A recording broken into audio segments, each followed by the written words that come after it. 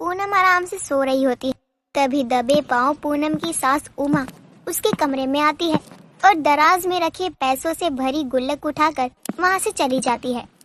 एक दिन पूनम साड़ी लेने के लिए दुकान पर जाती है और दुकान वाले भैया से कहती है, भैया एक अच्छी सी साड़ी दिखा दो। मैडम जी, साड़ी दिखाना ही तो मेरा काम है। आप 2 मिनट रुकिए, मैं अभी आपको ऐसी साड़ी दिखाता हूँ जिसे देखकर आपका भी मन यही कहेगा, ये साड़ी तो सिर्फ मेरे लिए ही बनी है। दुकान वाला एक साड़ी लाता है और पूनम को दिखाते हुए बोलता है, ये देखिए मैडम, ये साड़ी आप पर बहुत अच्छी लगेगी। भैया ठीक तो है, कुछ ज्यादा खास नहीं है, कोई अच्छी दिखाओ ना। भैया वो देखो, वो अच्छी लग रही है, एक बार जरा वो दिखाना। मैडम जी, वो जरा महंगी है। भैया दिखाओ तो सही, देखने के बाद ही तो लेने का सोचूंगी ना। पूनम के कहने पर दुकान वाला उसे वो साड़ी दिखाता है और वो साड़ी पूनम को बहुत ज्यादा अच्छी लगती है। भैया ये कितनी प्यारी साड़ी है, कितने की है? मैडम 10,000 की है ये साड़ी। 10,000? भैया 10,000 की साड़ी कौन पहनता है? अरे ये तो बहुत ज्यादा सस्ती है। लोग तो लाखों की साड़ियाँ पहनते हैं, लेकिन आपको तो ये पसंद आ गई ना, तो चलिए मैं इसे पैक कर देता हूँ।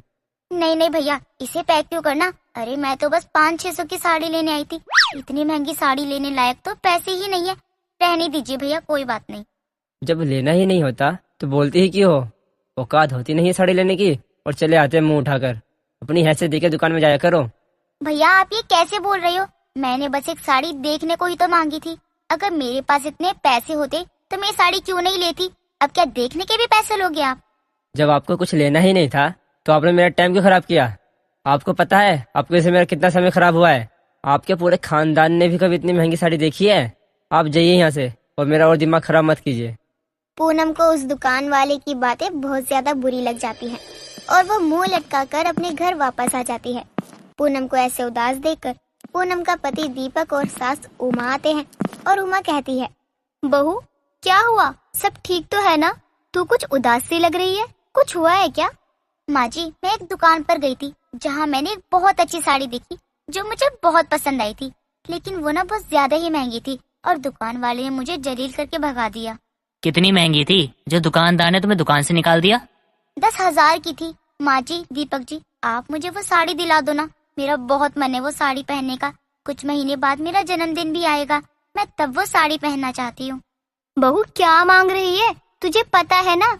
अरे हम अपने घर का पूरा सामान भी बेच देना तब भी 10,000 रुपए जमा नहीं होंगे और तुझे 10,000 की साड़ी चाहिए।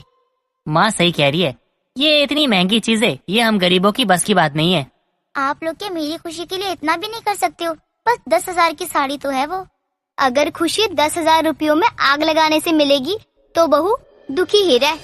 पूनम की सास और पति दोनों ही पूनम की मदद करने से मना कर देते हैं।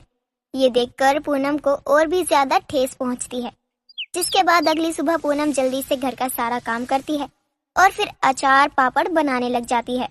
उमा की जब आँख खुलती है और वो अपनी बहू को अचार पापड़ बनाते हुए देखती है तो उमा अपनी बहू से कहती है, बहू तू ये क्या कर रही है?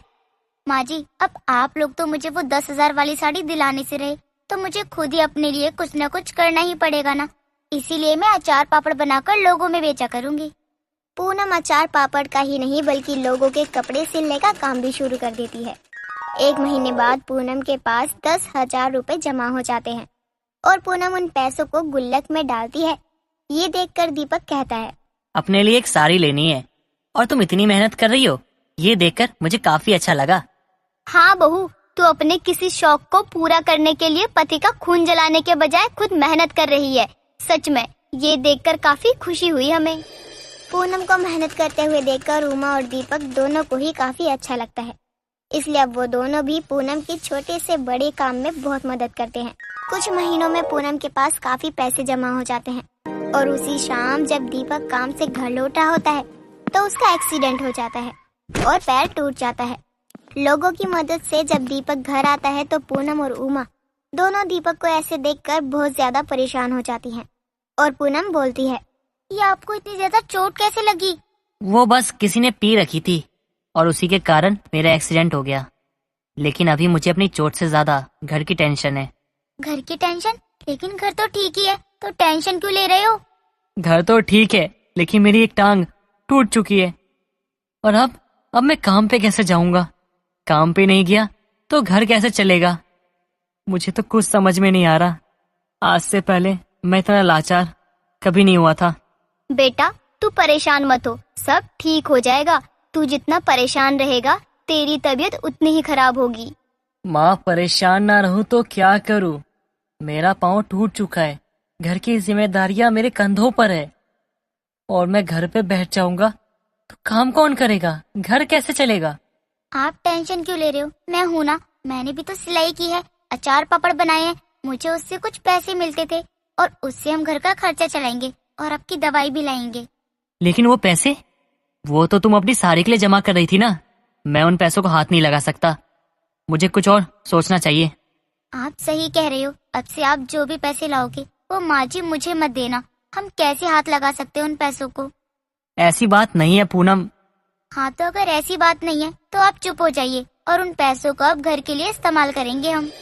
पूनम अपने जमा किए हुए पैसे घर के खर्च में लगा देती है। कुछ दिनों बाद दीपक का पैर ठीक हो जाता है और वो वापस से काम पर जाने लग जाता है। अब फिर पूनम अपनी साड़ी के लिए पैसे जमा करने लग जाती है। अब पूनम अपने जन्मदिन से एक दिन पहले सारे पैसे गिनती है और रोने लग जाती है। तो वहाँ उमा और दीपक दोनों आते हैं। तो दीपक कहता है, क्या हुआ पूनम, तुम रो क्यों रही हो? मेरा कल जन्मदिन है और ये बस 9,000 हुए हैं, 1,000 कम है। इसका मतलब मैं अपने जन्मदिन पर वो महंगी साड़ी नहीं पहन पाऊंगी। बहू तू रो मत, अब जो किस्मत में लिखा होता है वो बदल थोड़ी सकते हैं।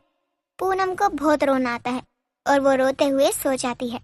अगली सुबह जब पूनम उठती है तो बिना गुल्लक पर ध्यान दिए सारा काम करने लग जाती है। कुछ देर बाद पूनम का ध्यान उस जगह जाता है जहाँ गुल्लक रखा होता है, तो वहाँ गुल्लक नहीं होता। माँ जी, दीपक जी, मेरा गुल्लक चोरी हो गया, मेरा गुल्लक ही नहीं है यहाँ पर। पूनम के रोने की आवाज सुनकर उमा और दीपक दोनों वहाँ आते हैं। क्या हुआ बहू? माँ जी, मेरा गुल्लक चोरी हो गया। पूनम तुम चिंता मत करो, अरे यहीं कहीं होगा तुम्हारा गुल्लक। कहीं भी नहीं है। एक काम कर बहू, तू जा नहा ले, आज तेरा जन्मदिन है, ऐसे रो मत, हम तब तक तेरा गुल्लक ढूंढते हैं। उमा और दीपक दोनों पूनम को शांत करवाते हैं और पूनम नहाने चली जाती है। कुछ देर बाद पूनम नहा के आती है तो दीपक और उमा दोनों पूनम को एक गिफ्ट देते हैं। पूनम उस गिफ्ट को खोलती है तो उसमें साड़ी होती है।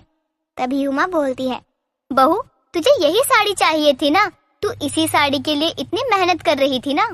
हाँ माँ जी, ये वही साड़ी है जो मुझे चाहिए थी, लेकिन आप लोग कैसे लाए और आपको कैसे पता चला कि मुझे यही वाली महंगी साड़ी चाहिए थी? उस दिन हम बाजार गए थे ना, तो तुमने ही तो दिखाई थी मुझे वो साड़ी। और रही बात इस साड़ी को घर लाने की, तो इसका पूरा श्रेय तुम्हें ही जाता है, हमने तो बस कुछ पैसे मिलाए हैं। हाँ, और ये साड़ी तेरे ही पैसे की है। तुझे पता था कि हम ऐसी साड़ी तुझे नहीं दिला सकते कभी, लेकिन तू हिम्मत करती रही और हार नहीं मानी। जिस महंगी साड़ी के लिए पूनम इतनी मेहनत कर रही होती है, आखिरकार वो साड़ी पूनम को मिल ही जाती है, जिसे पहनकर अब पूनम मोहल्ले में हर किसी को दिखाती भी है।